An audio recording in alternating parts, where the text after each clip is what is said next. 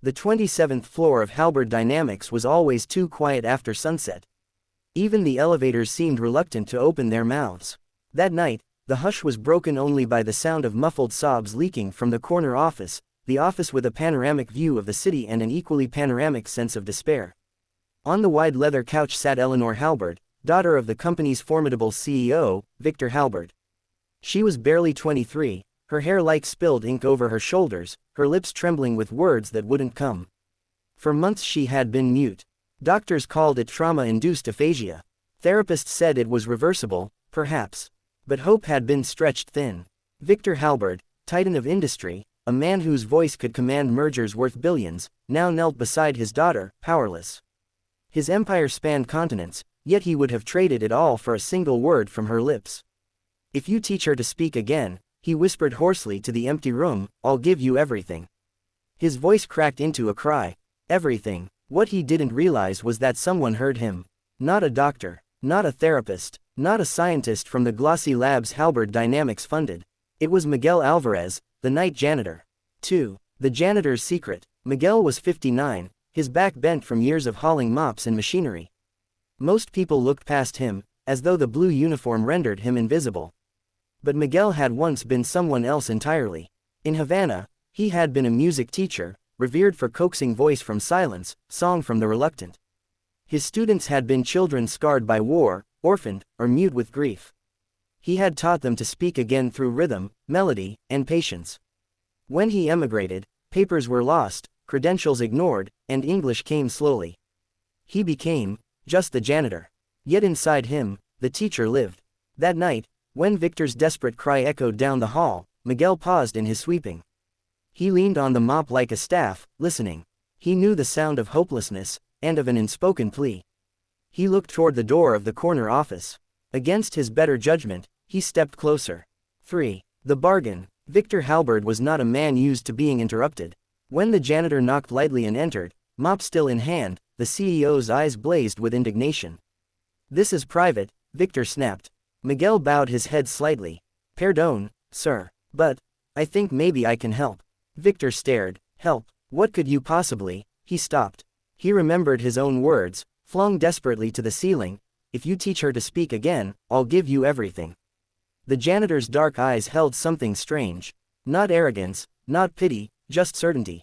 Victor's throat tightened. "You heard me." Miguel nodded once. The CEO exhaled sharply, almost a laugh. "Do you have a medical degree hiding in your mop bucket?" "No," Miguel said softly. "But I have taught many children to find their voices again.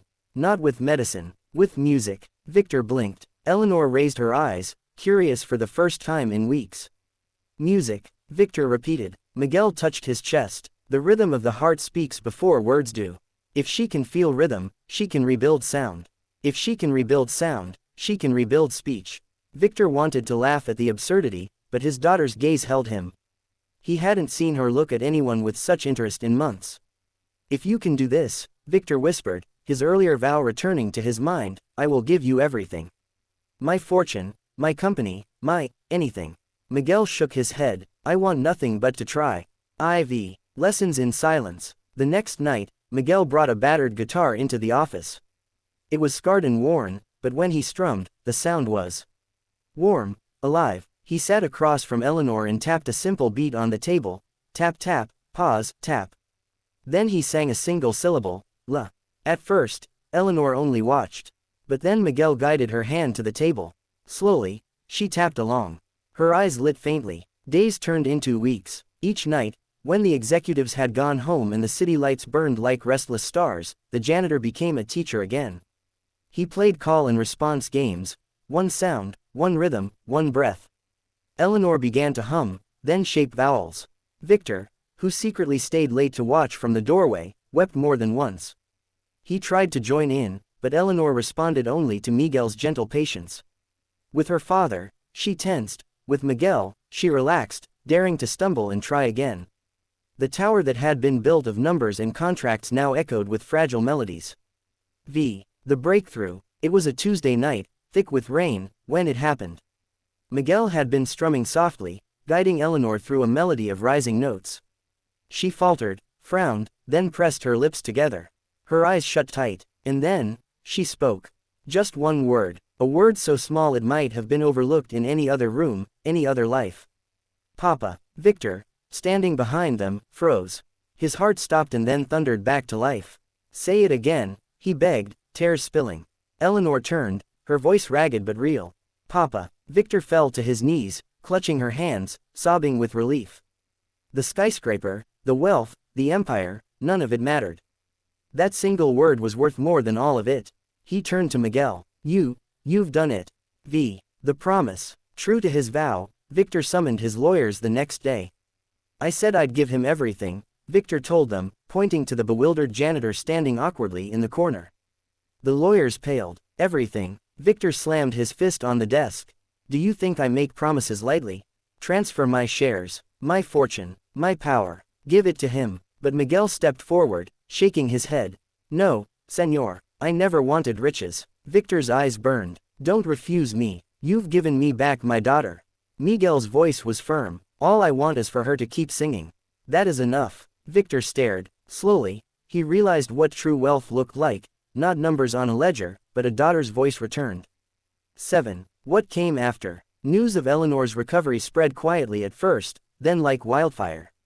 Rumors swirled about an eccentric therapy, about a janitor who had done what specialists could not. The press begged for interviews, but Miguel declined them all. Instead, he continued his quiet work, mop in one hand, guitar in the other. To him, every night was just another lesson, another chance to help Eleanor find not just her voice but her courage. Eleanor's words grew stronger. Soon she was laughing again, then singing softly along with Miguel. The skyscraper felt alive in a way it never had before. And Victor Halberd, once a man feared for his ruthless ambition, began to change. He spent less time in boardrooms and more time in music-filled rooms. He listened more, barked less. His empire still thrived, but his heart now beat to a gentler rhythm. As for Miguel, he remained the janitor. But in the quiet of the nights, when Eleanor's laughter rang out, everyone knew the truth. He was the man who had given the CEO's daughter her voice back. And though Victor had promised him everything, Miguel had already received what he valued most, proof that even in silence, music, and kindness, could awaken miracles. 8. Epilogue. The legacy. Years later, Eleanor Halberd would become the patron of a foundation dedicated to speech therapy through music. Its name was simple, La Voz. At its first public concert, a group of children who had once been silent stood on stage, singing together. In the front row sat Victor Halberd, his eyes wet with pride. Beside him, still in a faded blue uniform, sat Miguel Alvarez. His guitar rested on his lap, his hands weathered but steady. When the children sang their final note, the audience erupted in applause. Eleanor stepped to the microphone. Her voice was strong now, sure, and beautiful. There is a man here, she said, who once taught me how to speak again. He was not a doctor, nor a scientist. He was someone everyone else overlooked. But he heard me when I was silent. He gave me back my life. The spotlight found Miguel. The crowd stood, cheering. But he only smiled shyly, eyes lowered. For in his heart, he knew, he had not sought glory, or riches, or power.